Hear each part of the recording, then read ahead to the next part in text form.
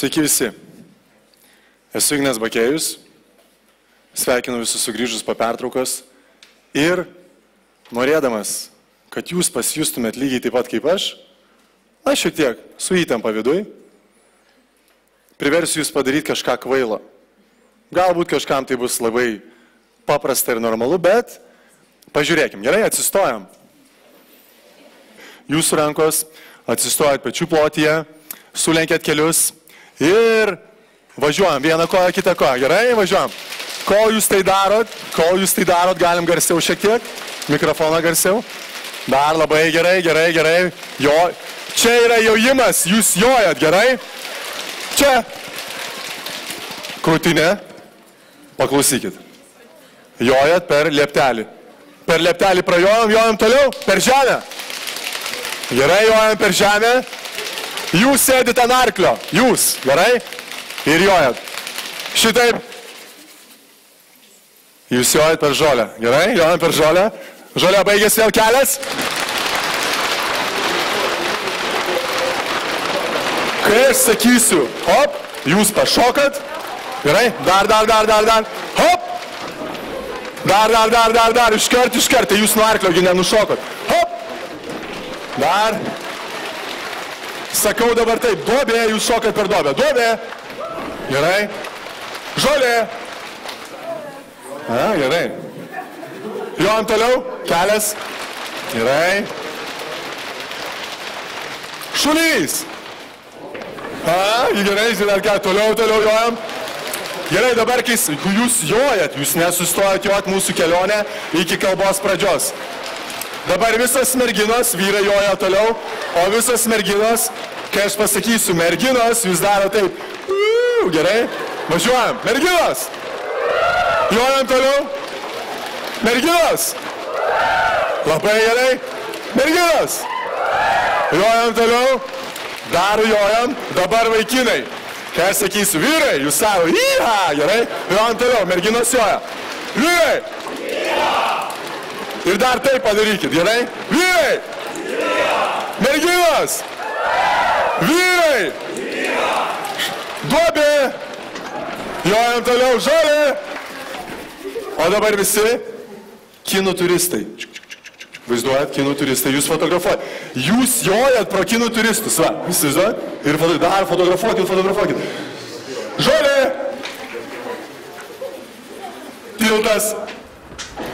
Gerai, jojam dar. Normaliai, ant kelio. Anglijos karalienė. Vėlgi jūs jojat pro šalį ir šią Anglijos karalienę. Gerai, toliau! Stipriau! Greičiau! 3, 2, 1, atjojam čia, šaunuoliai. Paplokit savo. Norėčiau jums parodyti video, nuo kurio ir pradėsiu savo kalbą. Kai jisai baigsis, aš gal šiek tiek komentuosiu, kažkur kažką parodysiu, gerai? Tai pasižiūrim, 4 minutės. Čia įvyko apvaisinimas, ką tik tai. Čia yra realybė, gerai? Ir su vienu sėklos išsiveržimu galima apvaisinti visą Europą. Jeigu to nežinojot, žinokit, gerai? Vieną vyrą užtenka, kad apvaisinti visą Europą. Pats nuožmiausias, įsivaizduojat, kiek ten reikalų, kad patekti ten. Visiems užsidarė keliai, būna po 2 patenka, po 3, trinukai, dvinukai. O toliau visi tie procesai, kurie vyksta. Matot, kiek dalykų vyksta tuo metu, kai kuriasi gyvybė.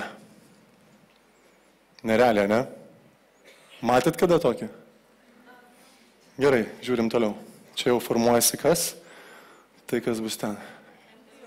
Embrionas, gerai, širdis neplakė vienu metu ir jinai pradėjo plakti. Paskui apie tai pašnekėsim. Žiūrim toliau. Čia jūs. Neprisimenat? Paklauskit savo tėvų, jie irgi turbūt šito video nematė, tai nelabai žino. Bet čia jūs. 9 mėnesiai. Jūs pilve pas savo mamą, tėvas šalia, arba nebūtinai. Bet visi mes iš ten atėjom, tai yra vienintelis kelias į šitą žemę. Gal dar galima kažkur užaugti kitur, bet vis tiek suleidžia į vidų ir turi vaikas iš ten išlysti. Dar kartą aš kalbu apie jūs, čia esat jūs. Toliau kas vyksta? Aha. Organai vystosi, pilve ten kažką, gal mama pasilinksmint kur nuėjo. Lytis arba. Taip, vėlgi čia nebežinau, kieno čia sprendimas yra, bet taip atsitinka. Klausa, kad jūs galėtumėt girdėti ir jeigu ten kokia nors įvyksta kažkas negero, tai jūs tiesiog negirdit, bet ateinat iš pasaulio, bet negirdit. Dar kartą primenu, čia esate jūs. Jūs atėjot būtent taip ir ne kitaip. Jeigu jūs galvojat, kad čia ne apie jūs rodo, tai čia apie jūs rodo. Kai jūs buvote 1 metų, 2, 3, 5, 8 ir iki tol, kol užaugo dabar tokie, kokie esate, tai čia eina viskas tik apie jūs kaulai. Tai yra tie kaulai, kurie dažnai būna lūžta arba kai žmonės mušasi gatvėj. Negalvoja apie tai, kad kaulai sulaužo, gal didžiuojasi, džiaugiasi. O pirmieji patyrimai.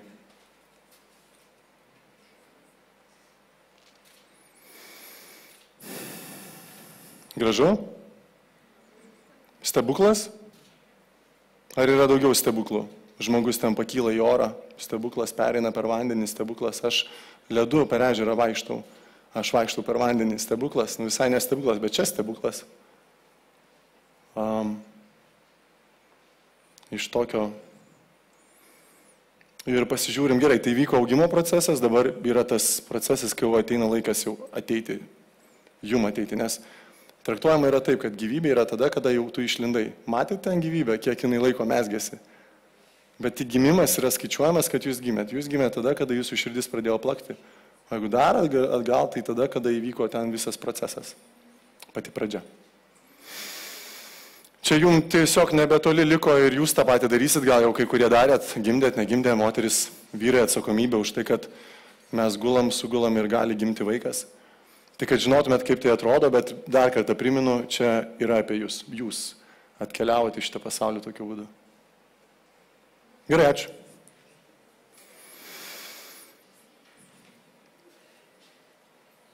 Kas manot, kad tai yra stebuklas?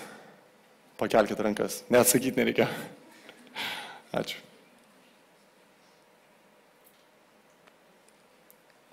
Kai toksai dalykas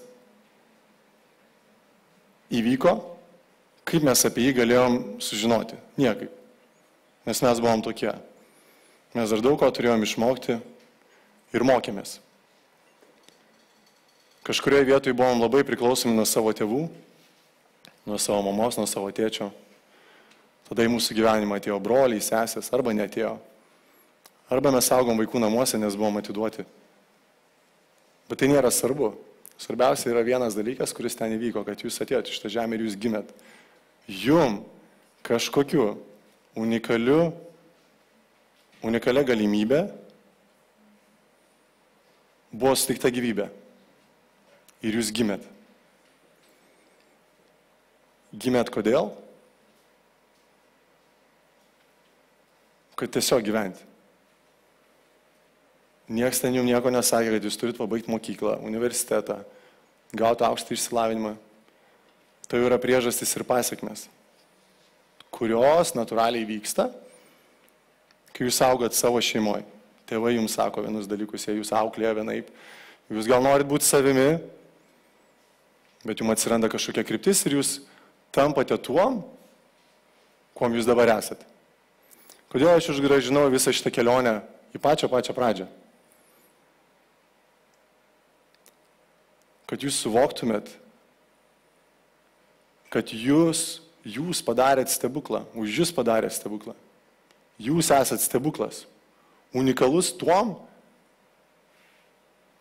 kad mokslininkai negali paaiškinti, kaip tai įvyko. Jie nežino, kaip taip gali būti, kad širdis neplakė, bet ten tas buvo žiuželis, ne toks buožgalvis, jūs.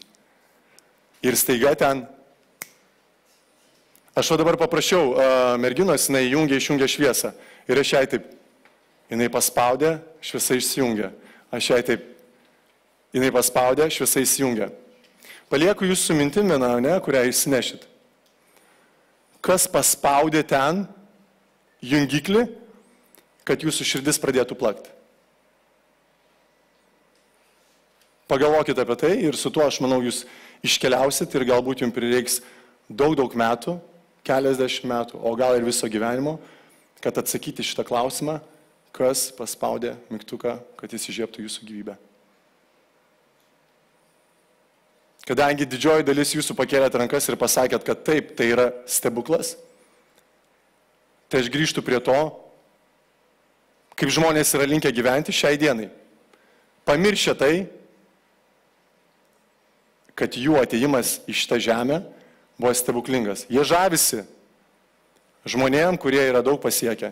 Jie žavisi pasaulio stebuklais, kur mes atėjom į šitą žemę ir mes nežinom, kad jie yra, bet mums juos pristato kaip pasaulio stebuklus, mes važiuojam jų žiūrėti, fotografuojam, keliam Instagramą, Facebooką, filmuojame, selfius darom. Ir pamirštam apie vieną patį svarbiausią stebuklą, tai yra save. Kaip mes dar apie jį pamirštam? Darydami savo blogai. Kokie yra būdai savo kenkti? Vartoju alkoholį, rūkau, vartoju narkotikus, nervuojasi, stresuoju, pykstu. Ir šitaip aš savo kenkiu. Jūs dar esat labai jauni. Pagalvokite apie savo tėvus, apie savo senelius. Kas jau neturi tėvų, pakelkite rankas. Sveikinu. Kas neturit senelių, pakelkite rankas. Jūs atėjote į šitą žemę, turėdami galimybę daryti stebuklus. Taip kaip jūs esate stebuklas ir atėjote čia, jūs lygiai tą patį galite padaryti. Tik kas vyksta šiuo momentu? Kas vyksta jūsų gyvenime? Jeigu jūs neinate kryptingai į tai, kad sužinoti, kodėl aš čia atėjau. Toks klausimas, kada nors jums kilo? Labai daug kas kalba apie paskirtį. Kokia mano paskirtis? Kodėl aš atėjau? Kad tai sužinoti, yra keli būdai.